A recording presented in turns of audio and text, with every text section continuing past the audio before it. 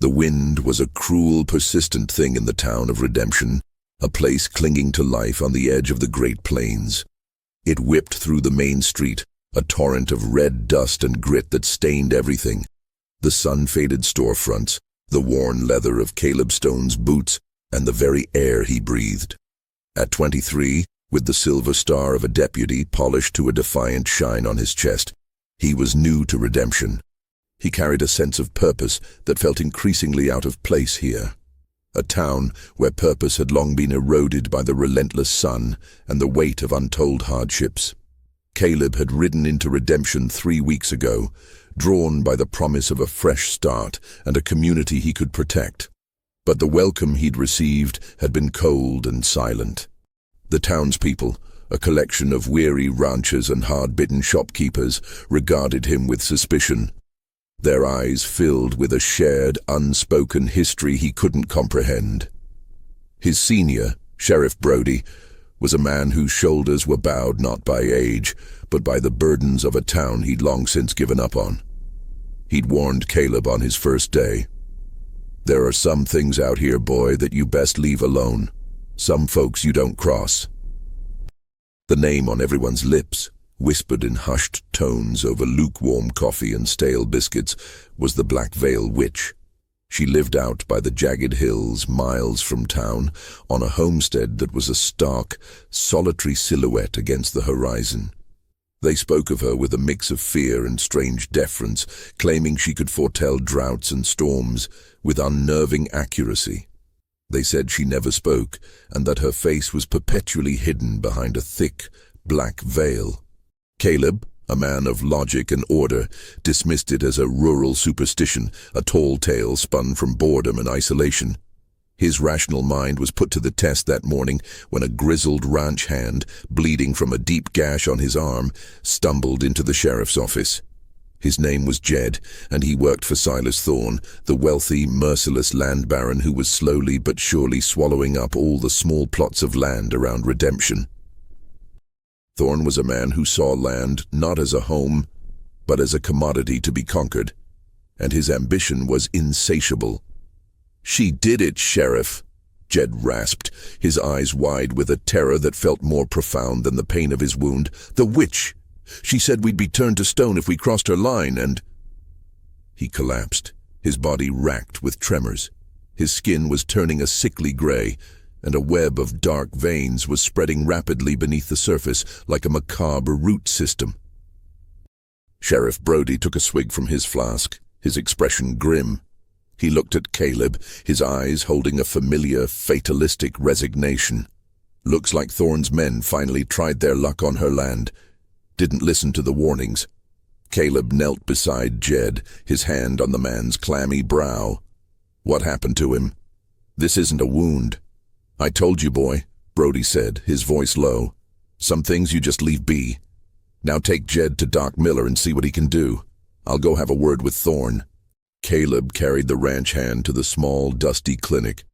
Inside, he met the new town doctor, a young man named Elias Vance, who had arrived a few months before Caleb.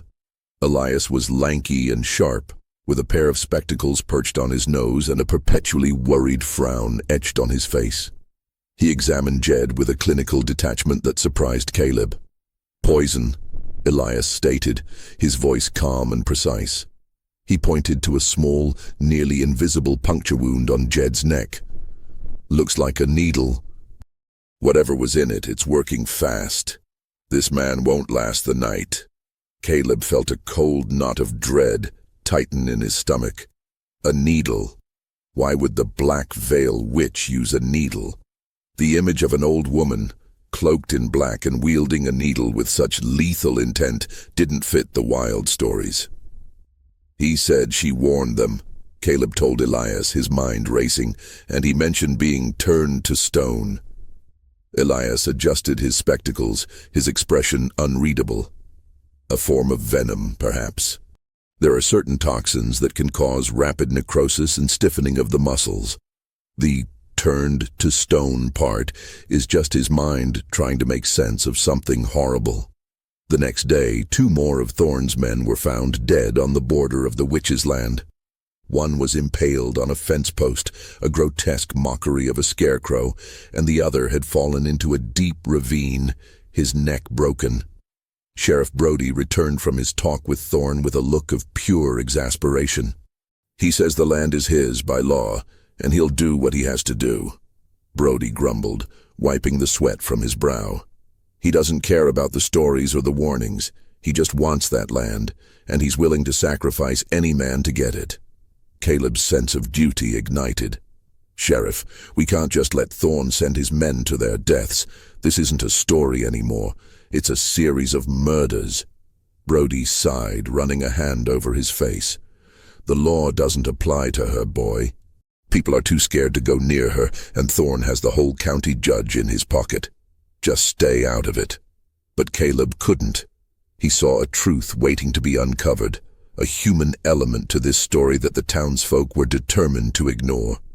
He decided to ride out to the homestead himself, a decision that Brody tried in vain to dissuade him from. "You're a fool, Caleb," the sheriff had said. "A damn fool." The ride was long and silent, the plains stretching out under a relentless brassy sun. The wind carried the scent of dry earth and something else, a faint metallic smell that made the hair on the back of his neck stand up. He saw the landmarks the locals had described, the twisted skeletal mesquite trees, the dry creek bed that snaked like a dead snake, and then the homestead. It was a simple shack, with a single crooked chimney, a few lean-tos, and a fence of gnarled, thorny wood. It looked desolate, lonely, and utterly normal. He dismounted and walked toward the shack, his hand on the butt of his pistol. The silence was absolute, a heavy presence that pressed in on him. The air was still now, the wind suddenly gone. He felt a shiver run through him, a primal, unnerving feeling of being watched. He knocked on the door. Nothing.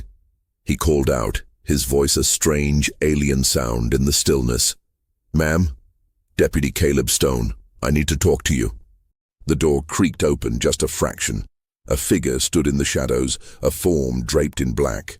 He couldn't see a face, only the dark, unyielding silhouette of the black veil. A single gnarled hand emerged from the folds of the dress, holding something small and dark. "I warned them." A voice, dry as parchment, whispered from behind the veil. The hand raised, and Caleb saw what she was holding. It was a piece of metal, shaped like a small bird, its sharp beak glinting in the pale light. The symbol of the Thorne family crest.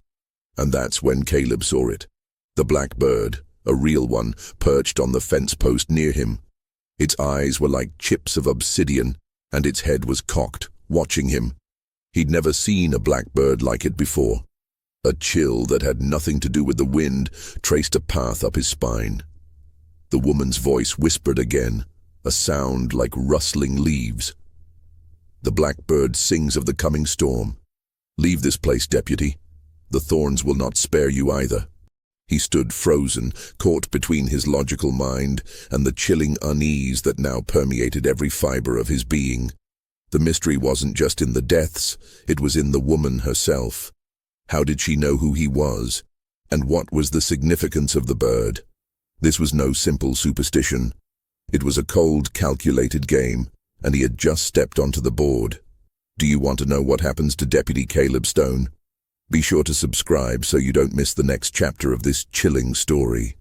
The silence that followed the woman's warning was more unsettling than any storm. Caleb stood his ground, his heart pounding in a rhythm that felt too loud for the vast empty plains. He looked from the small metal bird in her hand to the real blackbird perched on the fence post. A sudden gust of wind, a whisper where there had been none, rattled the shack's crooked window pane. "What do you mean?" he asked, his voice steady despite the tremor in his hands. "What Thorns? Are you a Thorne family rival?" The figure in the doorway remained motionless, a shadow against the dim interior. "They have a thirst that cannot be quenched, deputy. They take, and they leave only dust in their wake. I have lived here in peace for 50 years. But they have found something in this land that they desire, something they believe is worth more than the lives of their men. The voice was raspy, like dry leaves skittering across a tombstone. The blackbird sings for the one who sees the truth, the one who will not be a fool. Caleb's gaze fell to the ground. Near the fence post where the real blackbird sat, he noticed a faint, almost invisible trail in the dirt, leading from the post to the shack.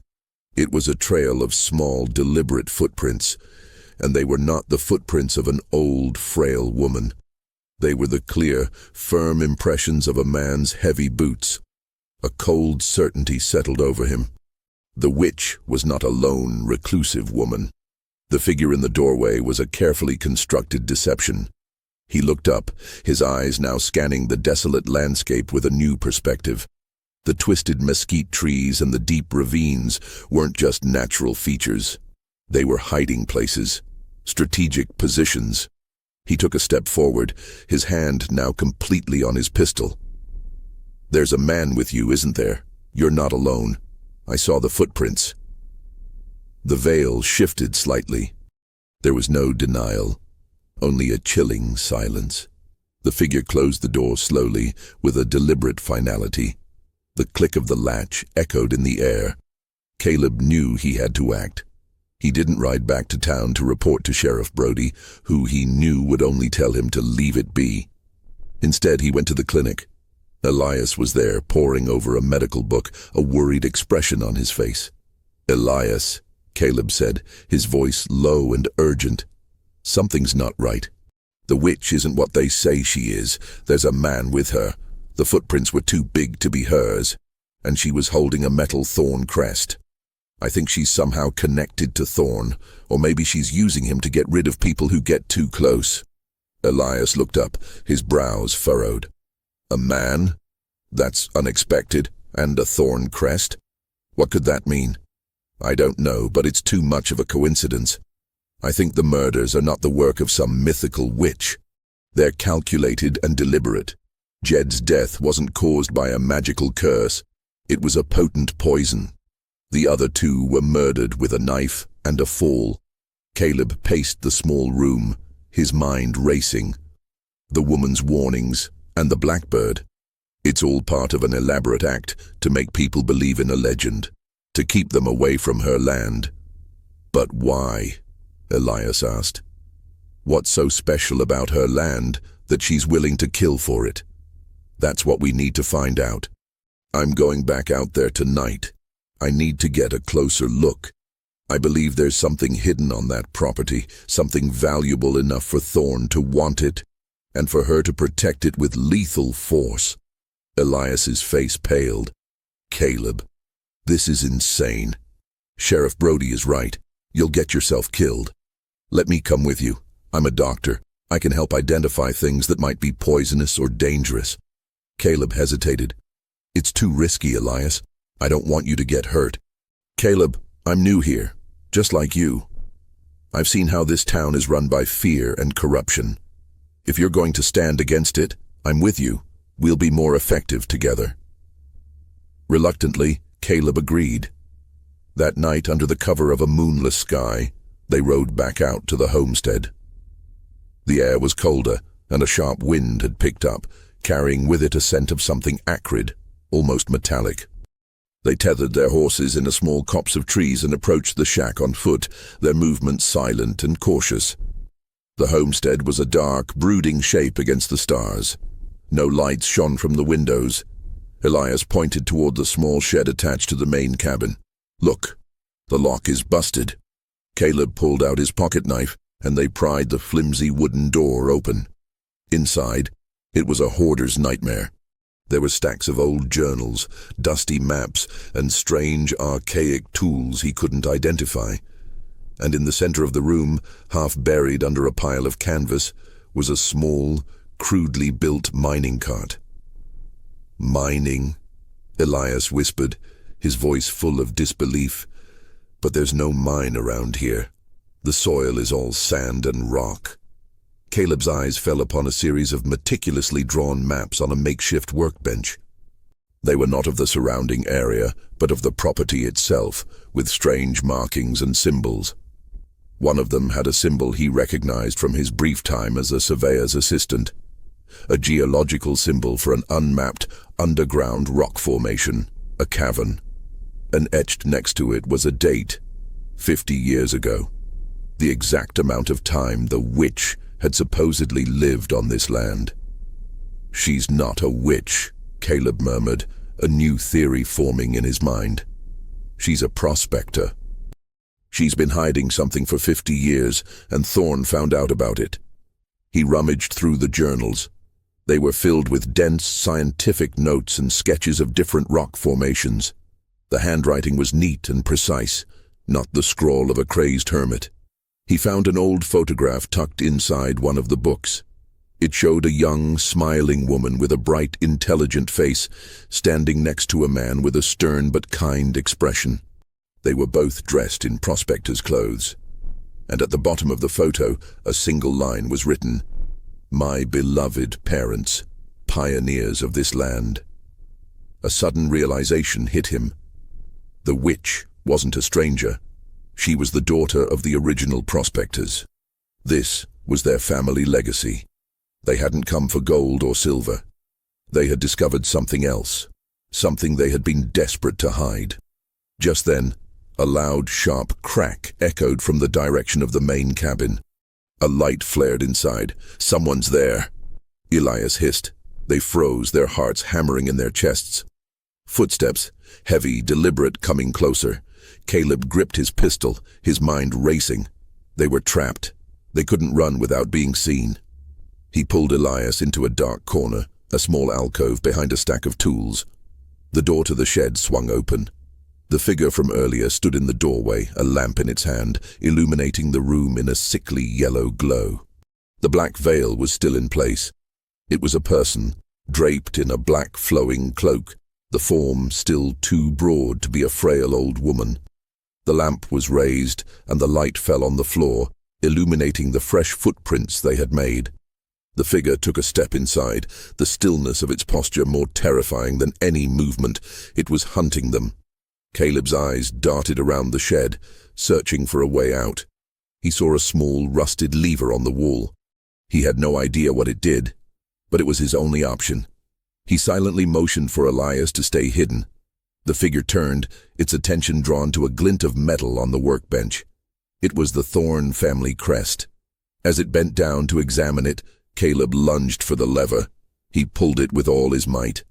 There was a grinding sound, and a section of the floor beneath them gave way. They fell into a dark, suffocating space. Caleb landed hard, his side slamming into a wooden beam. Elias cried out as he tumbled down. Dust and debris rained down on them. They were in a narrow, musty passage, leading into the earth. It was a hidden tunnel, and the woman had known they were there. The figure above them stood at the edge of the hole. Caleb heard a low, raspy laugh from behind the veil. "Fools, you trespass where you should not. This land has secrets, and they are not for you to uncover." The figure dropped something down the hole. It hit the ground with a soft thud. It was the metal thorn crest. "The thorns have already taken root," the voice whispered. "They will choke the life out of everything they touch." Caleb fumbled for his pistol, but the figure above was already turning away, disappearing back into the darkness. They were alone in the suffocating blackness. Caleb fumbled for a match, his hands trembling. He struck one, and in the small, flickering light, he saw that the tunnel walls were not made of rock or dirt. They were lined with wooden planks, meticulously crafted and ancient. This wasn't a natural cavern, it was a man-made passage. And he saw something else. Scrawled on the wooden wall in a hand that was not quite human were a series of symbols, strange, geometric patterns. He had seen them before, in the journals. They weren't geological symbols, they were something else entirely. A new fear, cold and sharp, pierced through him. He and Elias were trapped underground, in a place that had been built with a purpose far more sinister than simple prospecting. The Black Veil Witch was more than a prospector, more than a legend. She was a keeper of secrets, and she was willing to do anything to ensure they remained buried. He looked at Elias, whose face was pale and streaked with dust. "Caleb," he whispered, his voice strained. "What did we just walk into?" "I don't know," Caleb replied, his voice barely a whisper. "But I think the real horror isn't on the surface. It's buried beneath our feet." He looked down the long, dark tunnel. "And I think she wants us to follow it." The air in the tunnel was thick and musty, heavy with the scent of damp earth and something else, a faint chemical odor that made Caleb's eyes water. He and Elias stood in the darkness, the single match flickering precariously in Caleb's hand. The passage was narrow, a claustrophobic coffin of wood and soil, and it stretched out before them like a silent invitation into the abyss. "What is this place?" Elias rasped, his voice a mix of awe and terror. "I think it's a mine," Caleb said, his mind replaying the maps he had seen. But for what? Not gold, not silver. The journals didn't mention it. He lit another match, and the small flare of light revealed more of the tunnel's meticulous construction. The walls were lined with old, worn timber, and the floor was a bed of packed earth. It was a labor of love, a secret project that had taken years to complete. As they moved deeper, the temperature dropped, and the air grew colder, each breath creating a small cloud of vapor. The passage eventually opened into a small, circular chamber. In the center, a crude wooden table held a collection of glass vials and beakers. A pungent, metallic smell filled the air here, stronger than before. Elias, his medical instincts taking over, immediately went to the table, his eyes scanning the contents with a professional curiosity that momentarily eclipsed his fear. "Caleb, look at this," he said, his voice hushed. He picked up one of the vials. It was filled with a thick, murky liquid, the color of rust. This is some form of alchemy. Not magic, but a desperate, archaic science. Look at the symbols. I've seen them in old chemistry books. They're alchemical symbols for various metals and compounds. But this one, he pointed to a beaker filled with a dark, oily substance. This is a symbol for a substance known to be highly toxic. It's a compound used to extract trace elements from ore. It's incredibly dangerous. Caleb's eyes widened. "Jed, the poison. This is where it came from."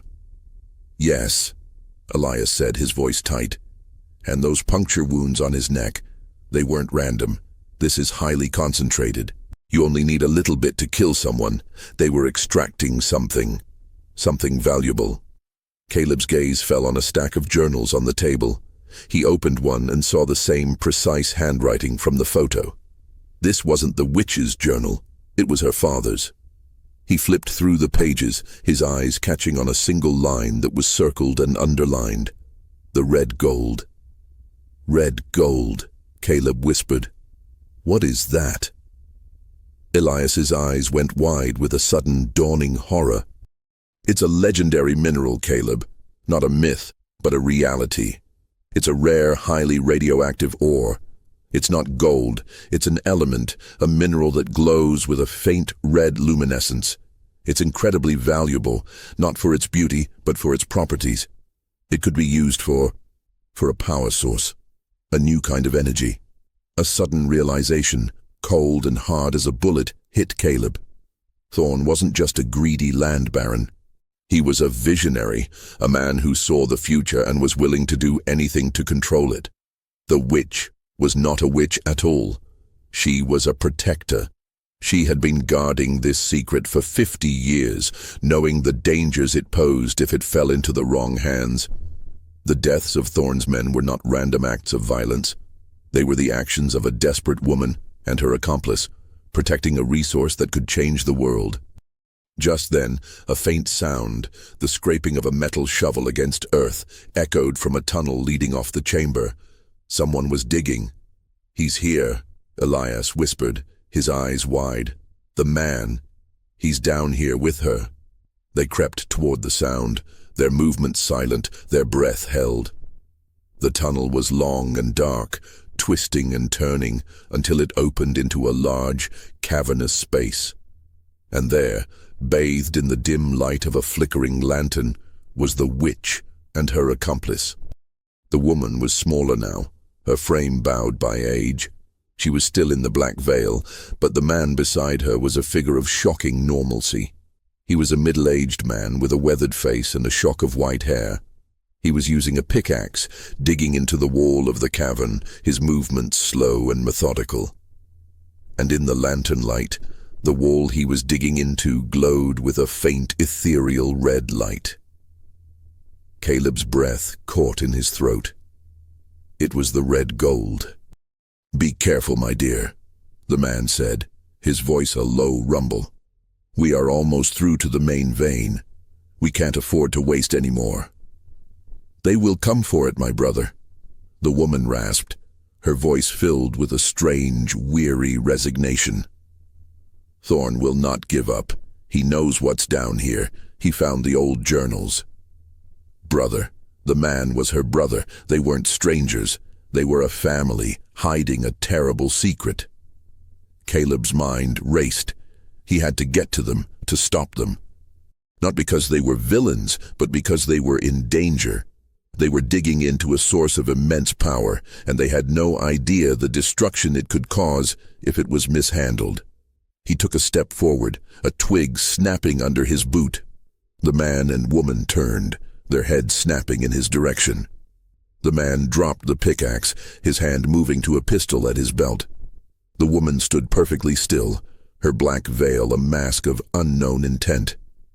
"Deputy Stone," the man said, his voice cold and flat, "you shouldn't have come down here. This is not your business." "I know what's down here," Caleb said, his hands raised in a gesture of peace. "And I know what Thorn wants. He'll kill you both for it. We can help you." "Help us?" the man scoffed. "Help us get it to him? We've lived our lives protecting this from people like him. Our parents before us gave their lives to keep this a secret." Elias stepped out from the shadows. "I'm a doctor. I know what that substance is. The one you used to kill Thorn's men. It's a highly toxic compound. But the red gold, it's a radioactive element. If you expose it to the air, it will contaminate everything. The water, the land. It will be a poison that will last for centuries." The woman gasped, a sound of pure horror. The man looked at his sister, then back at Caleb and Elias, his face a mask of dawning fear. "Radioactive? We didn't know. We thought it was just a strange, non-magnetic mineral, a curiosity." Just then, a loud, grating sound echoed from the tunnel they had come from, the sound of metal on metal and the creak of old wood. The earth above them shifted, and a small cascade of dirt and rock fell from the ceiling. "Thorn!" the man hissed, his eyes wide. "He's found the entrance. He's coming for us." A sudden wave of panic washed over them. They were trapped. They were deep underground with no way out, and Thorn and his men were just above them, about to break through. The man, now revealed as the brother, grabbed the woman's arm. "We have to seal it off, sister, now. They can't get it." The woman, her hand shaking, pulled a small bundle from her satchel. It was a fuse. Her plan, Caleb realized with a jolt of horror, was to collapse the tunnel, to bury the red gold and themselves along with it, to keep it from Thorn. "No," Caleb shouted, lunging forward. "Don't do it. We'll find another way out." But it was too late. The woman lit the fuse, a small, hissing flame that seemed to glow with a malevolent light in the darkness. The brother stared at Caleb with a look of pure regret and desperation. "He will find a way to get it, deputy. This is the only way." The fuse burned, a slow, agonizing countdown to their entombment. The sound of Thorn's men digging grew louder, closer. They were so close to breaking through. Caleb turned to Elias. "We have to find another way out. There has to be another exit." Elias pointed to a narrow crack in the wall of the cavern, hidden behind a loose pile of rocks. "Maybe. It's a risk. We'll have to squeeze through." The woman looked at Caleb and Elias, her eyes now visible through the veil, filled with a terrible sadness. She handed Caleb the last of the journals, the one he hadn't seen yet. "Tell them the truth," she whispered, her voice barely audible over the sound of the burning fuse. "Tell them the thorns must be stopped. The red gold. It is a curse. It must not be unearthed." The ceiling above them groaned, and a shower of dust and rocks rained down. Thorn's men were about to breach the cavern. The fuse was burning faster now, a bright orange snake of fire, closing in on the small explosive charge. Caleb grabbed Elias's arm. "Now!" They squeezed through the narrow opening, the sound of the explosion deafening behind them. The ground shook, and the cavern they had just been in collapsed with a roar, sealing the entrance behind them, and burying the two prospectors and the red gold forever. They were in another passage, this one narrower and more treacherous. They scrambled up, their hands and feet finding purchase on the slick, wet rock. Above them, the stars were a faint, impossible light. They had escaped. But at what cost? As they climbed, Caleb heard a voice, a single word that echoed in the darkness. It was a name spoken with a sound of disbelief and rage. Thorn. He knew then. The man who had been with the witch was not her brother. He was Silas Thorn himself. He had been down in the tunnels, masquerading as her accomplice, trying to unearth the red gold, using her as a shield to protect himself from his own men. The woman was not his sister. She was a captive, forced to help him. And he had just escaped, leaving his men to be buried with her. The Black Veil Witch was not a witch, and she was not the villain. She was a victim. And Thorn was the true monster, the black bird, the thorn that would choke the life out of everyone. And he was still out there, with a new, even more terrifying secret to keep. They stumbled out of the tunnel just as the first light of dawn broke over the horizon, their clothes and faces caked in dirt.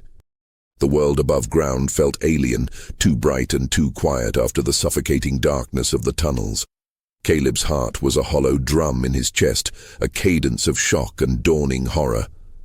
Elias, his face a mask of disbelief, stared at the homestead, now a ruin of splintered wood and scattered rubble.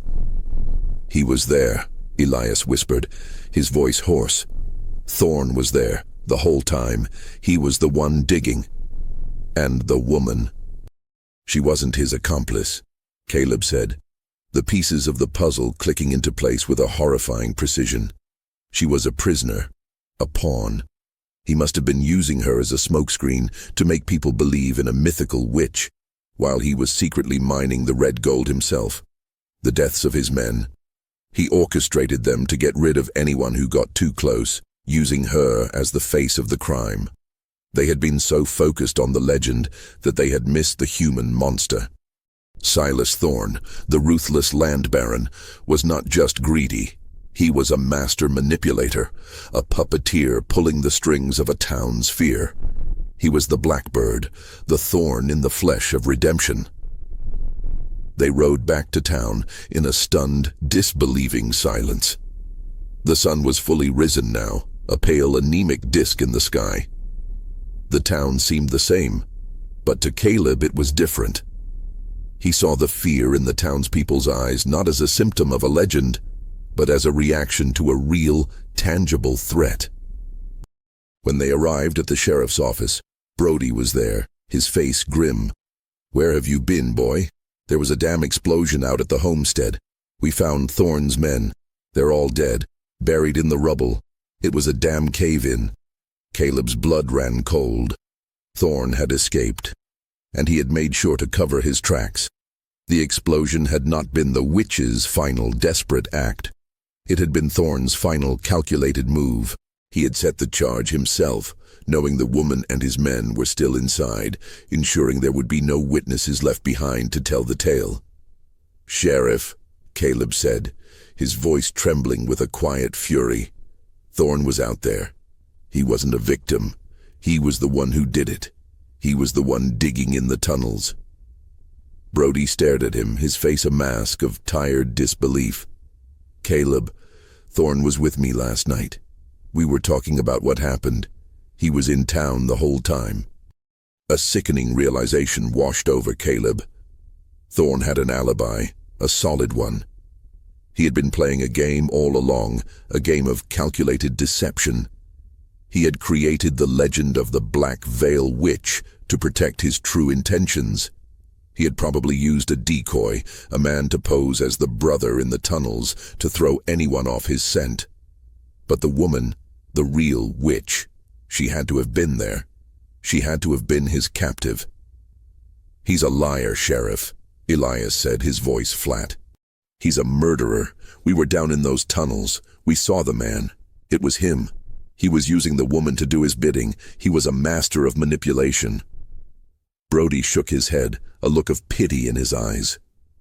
"You've been out in that sun too long, boy. You're talking crazy. Thorn is a respected man in this town, whether we like him or not. His men died out there. He's a victim." Caleb felt a surge of rage. "He's not a victim. He's a monster.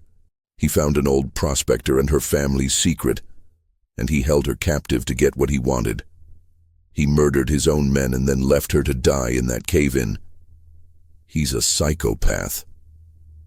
Brody's eyes hardened. "I'm the sheriff here, and I decide what's what. Now you go home, get some rest, and forget what you think you saw." Caleb knew he was defeated. He couldn't prove it. Thorn had the town in his pocket, and now he had a perfect alibi. The story of the Black Veil Witch was now complete, a tidy little package of a legend that had been put to rest. And Thorn had gotten away with murder. But Caleb couldn't let it go. He had to prove the truth. He had to honor the sacrifice of the woman who had died to protect a secret from a man who was now more dangerous than ever. He and Elias spent the next few days poring over the journal the woman had given him. It wasn't a scientific document. It was a diary. The handwriting was a stark contrast to the precise notes in her parents' journals. It was a sprawling, emotional account of her life, her family's dream, and the nightmare Thorn had unleashed on her. He came like a shadow. The entry from a few months ago read, "He had found my father's old maps. He knew what we had. He offered to buy it, but my brother and I refused. He became enraged. He held me here, a prisoner in my own home. He forced me to wear this veil, to become the witch in their stories. He used me as his instrument of terror.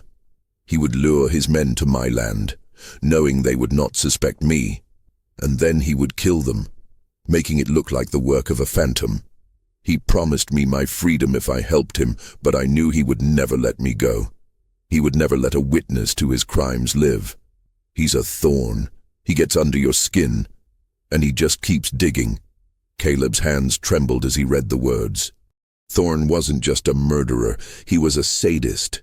He had taken a woman's life and her identity, turning her into a monster in the eyes of the community, all for the sake of a buried treasure.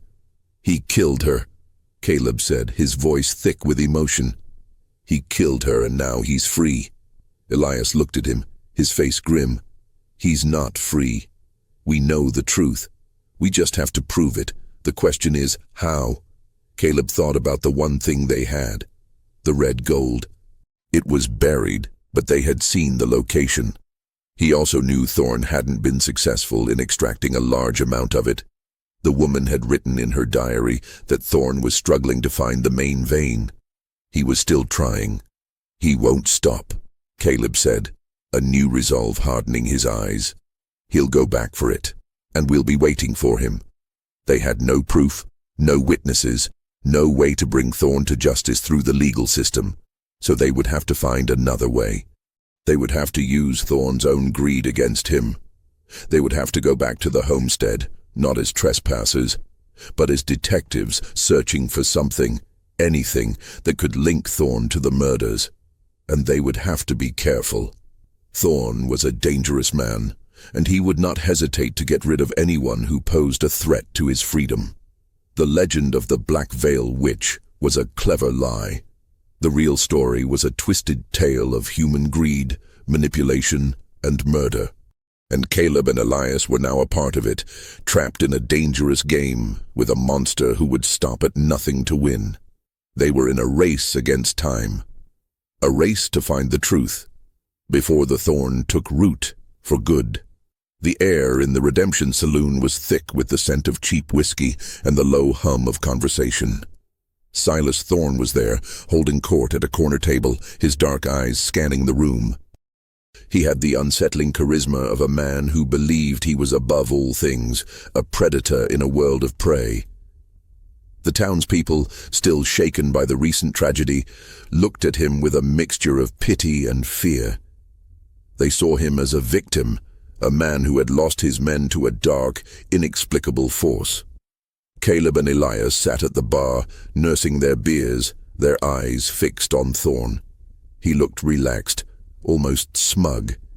He had pulled off the perfect crime. He had a solid alibi. The legend was now confirmed in the town's eyes, and the secret of the red gold was safely buried. He was free to plot his next move. "He's a good actor," Elias muttered, his voice low. "He's probably already planning how to get back down there. He'll find another way in. He'll hire new men." "Not if we get there first," Caleb replied, his gaze unwavering. "We have to find the truth he left behind. The woman's diary is proof of his motive, but we need physical evidence. Something that ties him directly to the murders. They knew they couldn't go back to the homestead during the day. Thorne would have sent someone to watch the area. They would have to wait for nightfall.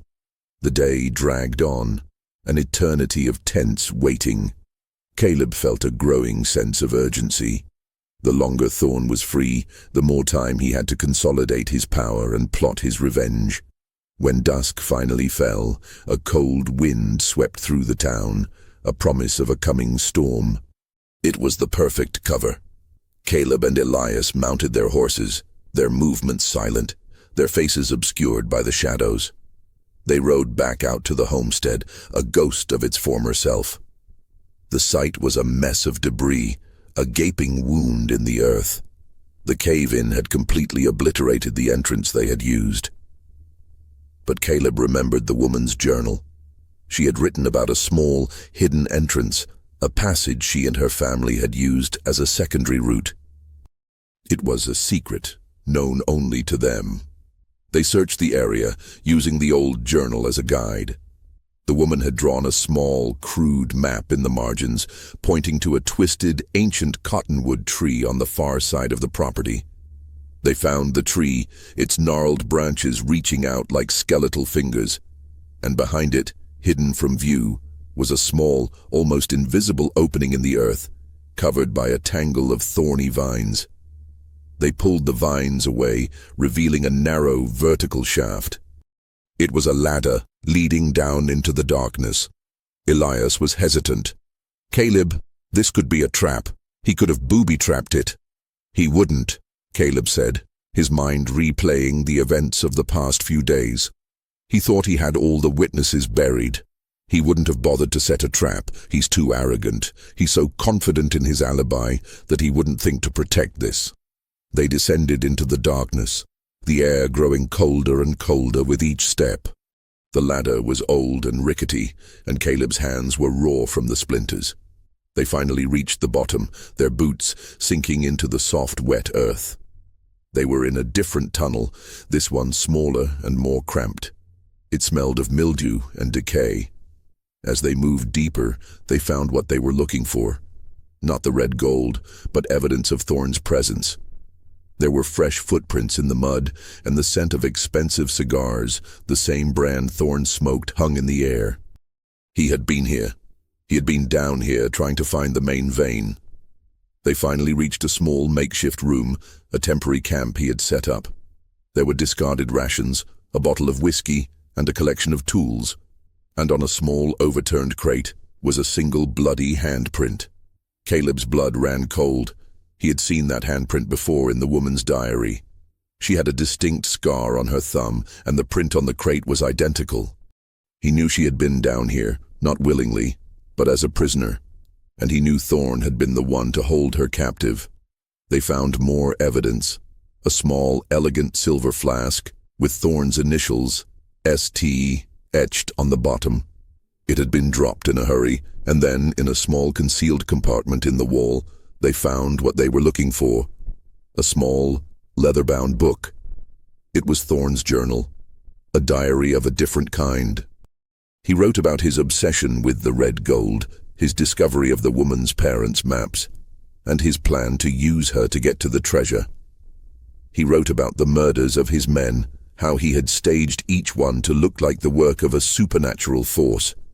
He wrote about the satisfaction he felt in creating a legend, a shadow to hide his true intentions. And in the last entry, a hurried, scribbled note, he wrote about the explosion. "The witch and her fool of a brother are gone," the entry read. "The red gold is mine. I will return for it. I will be the richest man in the world. The world will be mine." Caleb's hands were shaking as he read the words. Thorn wasn't just a murderer. He was a psychopath, a man who believed he was a god, a master of a twisted game. He had left this behind, thinking no one would ever find it. He was so confident in his escape that he hadn't bothered to cover his tracks. His arrogance was his downfall. Just then, a sound echoed from the tunnel. Footsteps. Heavy, deliberate, coming closer. "Someone's coming," Elias whispered, his eyes wide with fear. They had been so engrossed in their discovery that they hadn't heard the approach. They were trapped. They were deep underground, with Thorn's confession in their hands. And he was here. He must have sent a man to check on the homestead, to make sure no one was snooping around. A light flickered at the end of the tunnel. A figure, silhouetted against the dim glow, was approaching. It was not Thorn. It was Sheriff Brody, his face a mask of anger and betrayal. "I knew it," he said, his voice a low growl. "I knew you two were a couple of troublemakers. Thorn told me you were here. He said you were a couple of looters trying to get to the red gold for yourselves." Caleb felt a surge of panic. Brody wasn't a hero. He was Thorn's accomplice. He was the one who had given Thorn the alibi. He was the thorn that had taken root in the heart of redemption. "Sheriff," Caleb said, his voice a desperate plea. "Thorn's the murderer. We have proof. We have his journal. He confessed to everything." Brody laughed, a dry, humorless sound. "A journal? A piece of paper? I'm the law here. You think I'm going to believe you over a man like Thorn? He told me you were after the red gold. He said you were a couple of fools trying to become rich off a woman's death. I'm taking you in, and you're going to face justice." Caleb knew they were in trouble. They had the evidence, but they were trapped. With the lawman who was a part of the conspiracy, they had to get out, and they had to expose the truth. But how? Brody stepped closer, his hand on his pistol. "I'm not going to let you go. You're a couple of idealists who think you can change the world. Well, you can't. Not out here. Not in redemption. Out here, the law is on the side of the man with the money, and Thorn is the man with the money." A new sound echoed from the tunnel, the scraping of a shovel against the earth. Thorn was back.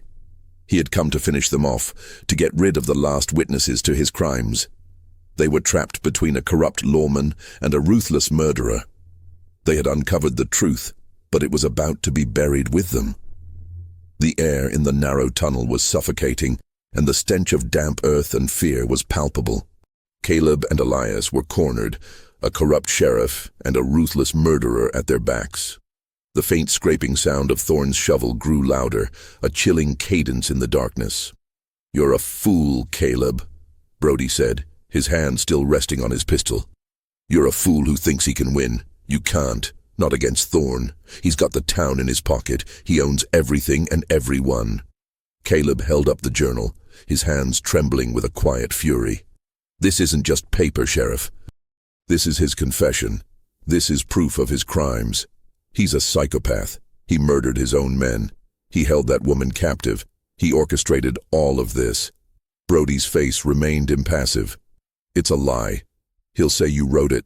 And who's going to believe you?" A couple of strangers against a man who has built an empire out here. Just then, a flash of movement caught Caleb's eye. Elias, his face pale but determined, was slowly and deliberately moving behind Brody, his hands searching the dark corners of the tunnel. He was looking for something. "Don't move, deputy," Brody warned, his eyes narrowing. "I'm taking you in, and you're going to pay for your crimes." "Our crimes?" Caleb scoffed, a bitter laugh escaping his lips. "What about yours, Sheriff? The alibi? The cover-up? The man you just let get away with murder?" Brody's face flushed with a sudden, vicious anger. "I'm just doing my job, protecting this town. Thorn brings prosperity, he brings jobs. You two are just a couple of idealists who are going to get yourselves killed. Thorn's a thorn, he's a blackbird, and he's going to be the end of you." The scraping sound stopped. The silence that followed was more terrifying than the noise. Thorn was here. He was just outside the entrance. He knew they were here. He was just waiting for Brody to give him the signal. "We have to get out of here," Elias whispered, his voice barely audible.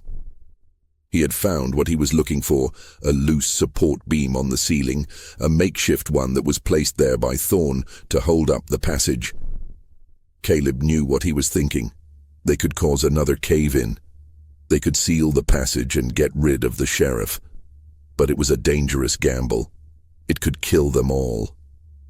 "Don't even think about it, boy," Brody said, his eyes now fixed on Elias. "I'm not a fool. I know what you're planning." Just then, a new sound echoed from the other end of the tunnel. Footsteps, faint but growing louder. "What's that?" Brody said, his eyes darting to the other end of the tunnel. It wasn't Thorn. It was something else. A third party, another witness. Caleb's heart leapt in his chest. A witness, a person who could corroborate their story. He had to find out who it was. "Elias!" Caleb shouted. "Now!" Elias lunged for the support beam, his body a blur of motion. He pushed with all his might, the old wood groaning and creaking. The ceiling of the tunnel above them began to crack and groan. Brody, startled by the sudden action, raised his pistol, but he was too late. The ceiling gave way. A torrent of rock and dirt and debris raining down. Brody cried out, his body pinned under the weight of the collapsing tunnel. Caleb and Elias ran. They ran toward the other sound, the new footsteps, a desperate race for survival. They emerged from the tunnel into a small dark cavern, and there, bathed in the dim light of a lantern, was the witness. It was a young woman, her face streaked with tears and dirt, her clothes torn and bloody. She had a small silver locket clutched in her hand. She looked at them with a mix of fear and relief. "You're alive," she whispered, her voice choked with emotion. I thought he had killed you." Caleb's mind raced. He had never seen her before. "Who was she? Who are you?" he asked, his voice strained. "My name is Sarah," she said, her eyes fixed on him. "I'm the daughter of the woman you call the Black Veil Witch." "My mother," she choked back a sob. "My mother wasn't a witch, she was a scientist. She found the red gold. She wanted to use it to power a new kind of world. But Thorn, he found out. He held her captive and he used her to get to it. My mother, she's dead. He killed her. He left her to die in that explosion." Caleb's heart sank. A daughter, a living witness, a person who could prove Thorn was the monster, not the victim. "He held me captive too," Sarah said, her voice trembling. "He had me working in the tunnels, helping him with the extraction. I escaped when the explosion happened. I saw him running away. I saw him leave them all to die. My mother, she made me promise. She made me promise to tell the truth, to stop him." Caleb felt a surge of hope, a powerful emotional jolt. They had a witness. They had the evidence. They had everything they needed to bring Thorn down. Just then a voice echoed from the end of the cavern. It was Thorn. He had heard the explosion. He had followed them. He was here and he knew they were alive. "You fools!" he bellowed, his voice filled with a cold, murderous rage. "You thought you could stop me. You thought you could expose me. I'll kill you all, and no one will ever know the truth." He emerged from the darkness, a pistol in his hand, his eyes burning with a psychotic hatred. He was no longer the charming, smooth-talking land baron. He was a monster, a man with nothing left to lose. "There's no escape, Thorn," Caleb said, his voice firm. "We have a witness. We have your journal. The truth is out. You're finished." Thorn laughed, a high, manic sound that echoed in the cavern. "A witness? A piece of paper?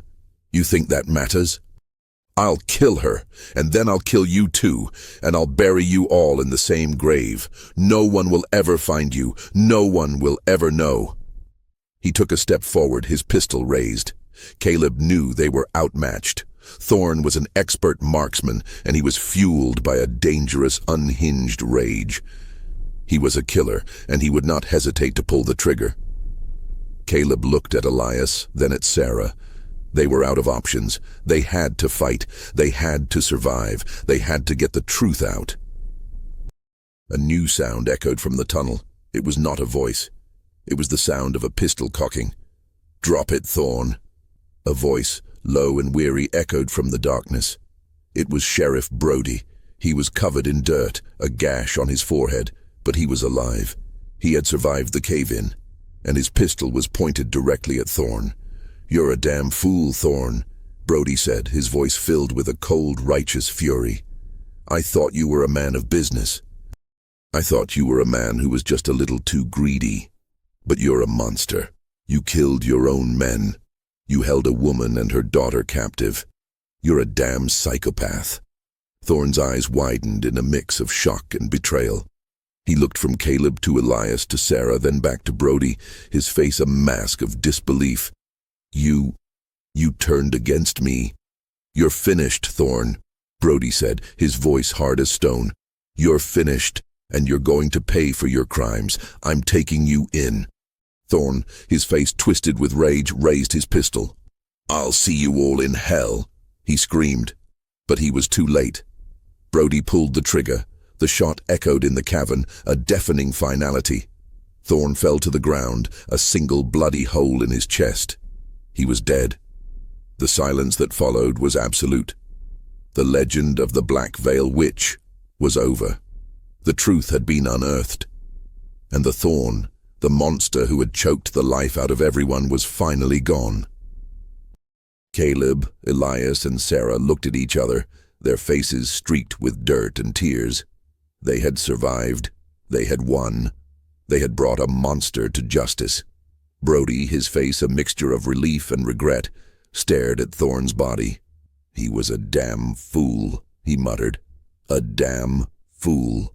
The truth was out. The town of Redemption would have a new story to tell. A story not of a witch, but of a hero. A story not of a legend, but of a man who fought for justice. And a story of a woman and her daughter who finally got their peace. The week that followed was a blur of activity. The news of Thorn's death and the discovery of his body and his journal sent a shockwave through the town of Redemption. The townspeople, who had once feared the Black Veil Witch, now mourned the woman who had died to protect her family's secret. They saw her not as a monster, but as a tragic hero. The legend of the witch was replaced by the truth of the woman, and her sacrifice became a testament to the resilience of the human spirit. Caleb and Elias, their faces still caked with the grime of the tunnels, became the talk of the town. They were no longer the strange newcomers, they were the heroes who had risked their lives to uncover the truth. Sheriff Brody, his reputation tarnished but his conscience clear, resigned from his post. He had failed the town, and he knew it. He had a lot to atone for. He was a good man, but he was a man who had chosen to turn a blind eye to a monster for the sake of peace and prosperity. Sarah, the daughter of the Black Veil Witch, became a symbol of hope. She was no longer just the daughter of a woman who had died a horrible death. She was a living testament to the truth. She told her story to the townspeople, her voice strong and clear, her face a living map of the tragedy and the resilience she had endured. She spoke of her mother's dreams, her desire to use the red gold for a good purpose, and Thorne's twisted obsession with power. The town, shocked and humbled, rallied around her. They helped her rebuild the homestead, turning it into a memorial to her mother. The Black Veil Witch's homestead was no longer a place of fear. It was a place of remembrance, a monument to a woman who had given her life for a cause she believed in. The red gold, the source of all the greed and murder, was now in the hands of the right people. Sarah, with the help of a team of geologists and scientists, began the process of safely extracting it. She vowed to use it for her mother's dream, to create a new kind of energy that would power a better world. Caleb and Elias, their mission complete, had to decide what to do next. Caleb, his sense of purpose renewed, decided to stay in Redemption. The town needed a new lawman, one who would not turn a blind eye to injustice. He was the man for the job. Elias, his medical skills put to the test in a way he had never imagined, decided to stay as well. He had found a home in Redemption and a friend in Caleb. He had learned that a doctor's duty was not just to heal the body, but to heal the soul of a community. The story of the Black Veil Witch became a legend, but not in the way Thorne had intended. It became a story of a woman who stood up to a monster, of two strangers who fought for the truth, and of a town that learned a hard lesson about the dangers of fear and greed. The black bird, the symbol of Thorne's malice, was now a symbol of something else. It was a reminder that even in the darkest of times, the truth will find a way to emerge, and that the black bird sings not of death, but of a new beginning. Months turned into a year. The scars on the land and the people of Redemption began to heal, replaced by a quiet, determined hope. The homestead of the Black Veil Witch had been meticulously rebuilt, not as a monument of fear, but as a center of scientific research and a symbol of progress. Sarah, now a respected leader in the community, oversaw the work, her face no longer haunted by the past, but alight with the promise of the future. The red gold, carefully and safely extracted, was now being used for its intended purpose, a revolutionary power source that was already bringing prosperity and life to the once dying town. Caleb, now the official sheriff of Redemption, patrolled the town with a new sense of purpose. He was no longer just a lawman, he was a guardian of a fragile peace. He had learned that justice was not always a straight line, that sometimes you had to bend the rules to break a monster, and that the law was only as good as the man who enforced it. He had a deputy now, a young man who was eager to learn and who listened to Caleb's stories with a rapt attention. Elias, his clinic now a bustling hub of activity, was no longer just a doctor. He was a confidant, a friend, and a sounding board for Caleb's new ideas. They would often sit on the porch of the clinic, a new sense of camaraderie between them, watching the sun set over the plains. The blackbird still sang in the distance, but now it was a song of a new dawn, a promise of a better tomorrow. The town's people, who had once been so suspicious and fearful, now looked at Caleb and Elias with a quiet respect. They had learned a hard lesson about turning a blind eye to injustice. They had seen the true face of evil, and they had seen the courage it took to fight it. They had a new appreciation for the truth, for the kind of courage that came from within, and for the kind of justice that came from the heart. The story of the Black Veil Witch was still told, but now it was a different story. It was a story of a woman who had protected a legacy, a story of a town that had been blinded by a monster, and a story of two men who had risked everything to bring the truth to light. The legend was no longer a symbol of fear, but a symbol of a town reborn. Caleb, his hand on his pistol, was now a man of redemption. He had found his purpose, his home and his friends in a place he had once thought was a desolate, God-forsaken land. He had learned that evil was not some mysterious, supernatural force. It was human. It was greed, and it was the willingness to hurt others for your own gain.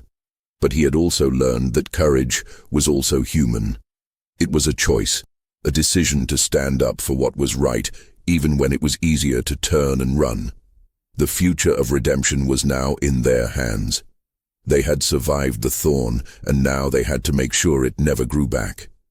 They had a long road ahead of them, a road of hard work and difficult choices. But they were ready.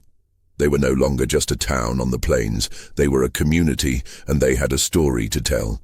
The end of the story of the Black Veil Witch was not a tragedy. It was a triumph.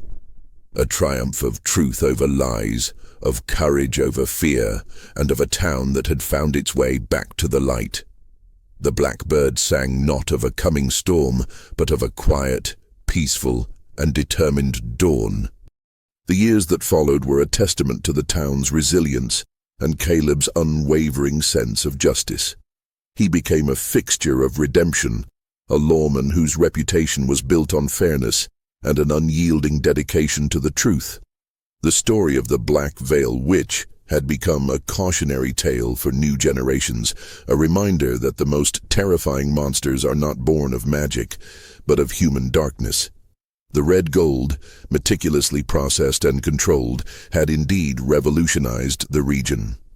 The small town of Redemption, once a dusty outpost clinging to life, was now a bustling hub of innovation. Sarah, the last living member of her family, had used her inheritance to fund a research institute dedicated to her mother's work. It was a beacon of hope and progress, a place where people came to learn and to create, all thanks to the legacy of a woman they had once called a witch. Caleb and Elias's friendship deepened over the years, a bond forged in the crucible of fear and forged with the hammer of shared experience. They were an unlikely pair, the stoic lawman and the cerebral doctor, but they were the soul of the new redemption. They had seen the worst of humanity, but they had also found the best in each other.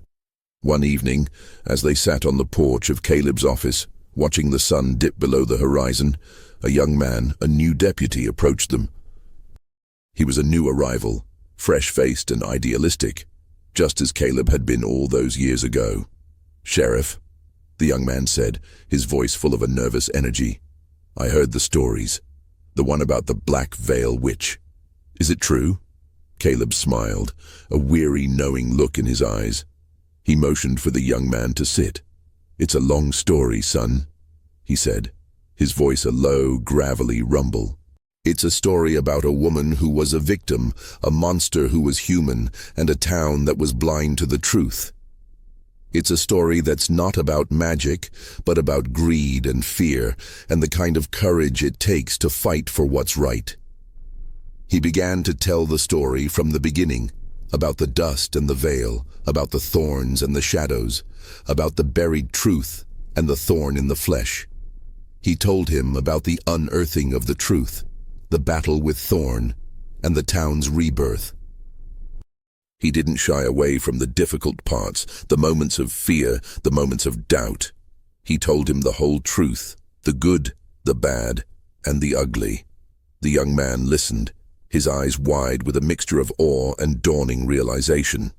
When Caleb finished, the young man was silent for a long moment. "So," he said, his voice a quiet whisper, "the legend was just a lie. A cover-up. A very clever lie," Caleb said, his eyes fixed on the horizon. "Thorn was a master manipulator. He used a town's fear of the unknown to hide his crimes. He used a woman's knowledge to get what he wanted. He was the blackbird, the one who sang of a coming storm, and he was the one who brought it." "But you stopped him," the young man said, a new kind of respect in his eyes. "We did," Caleb said, his hand on the young man's shoulder. "But we couldn't have done it alone. It took a doctor who wasn't afraid to look at the truth. It took a woman who had a story to tell. And it took a town that was finally ready to listen." The young man nodded, a new kind of purpose hardening his jaw. He had come to Redemption to find adventure, to find a story. He had found something much more profound. He had found a legacy of courage, a testament to the power of the human spirit. Caleb, his heart full, looked at Elias. They had been through a lot. They had seen things that would have broken other men, but they had survived. They had won, and they had a new story to tell. A story not of a witch, but of a town that had finally found its soul. A story that would be told for generations to come. Years passed, and Caleb Stone, now a man with more grey in his hair than brown, sat in his office, the scent of pipe tobacco and old paper filling the air. He was no longer the fresh-faced lawman who had ridden into redemption. He was a legend in his own right, a living testament to the town's transformation. The Black Veil Witch was now a distant, almost forgotten legend, replaced by the true story of a woman and her family's tragic fate. The town of Redemption had flourished, a beacon of progress and a testament to the power of truth. The red gold had brought prosperity, and Sarah, a successful scientist and leader, had used her family's legacy for a good and noble purpose. She had a family of her own now, and she often brought her children to visit Caleb, so he could tell them the true story of their grandmother, not the one that had been twisted into a tale of terror. Elias had retired from his medical practice, a respected elder in the community.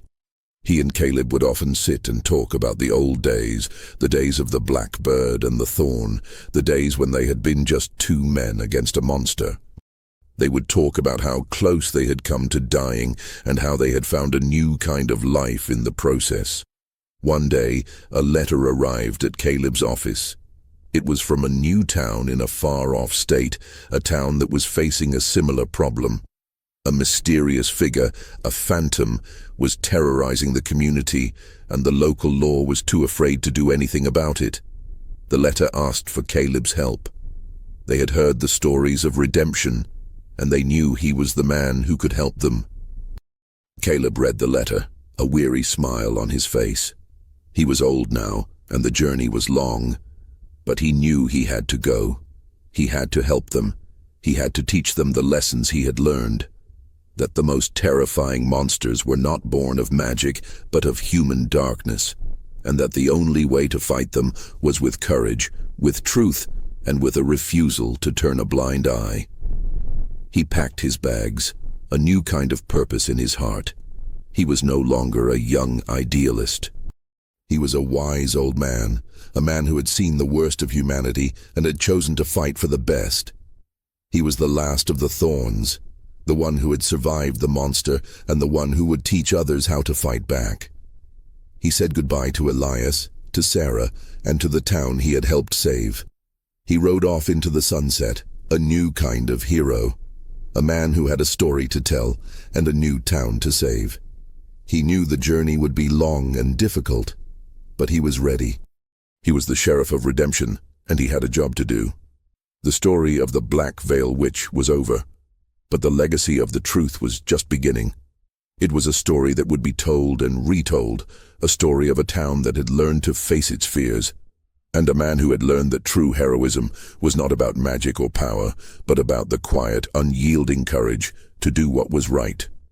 The blackbird sang not of a coming storm, but of a quiet, peaceful, and determined end.